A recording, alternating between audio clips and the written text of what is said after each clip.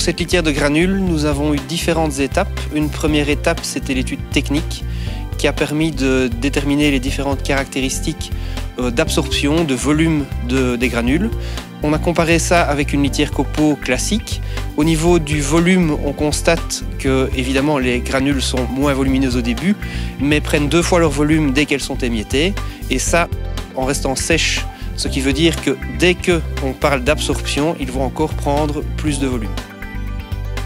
Quand on compare la litière aux autres litières non comestibles, de notre côté, nous n'avons pas pu mettre en évidence d'inconvénients majeurs.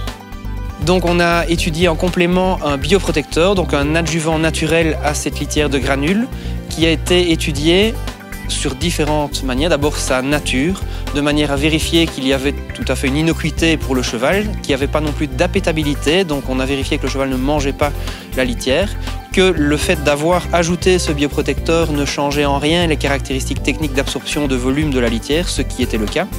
Et ensuite, une deuxième partie de cette étude sur le bioprotecteur a été de déterminer une concentration idéale de ce bioprotecteur pour avoir un effet.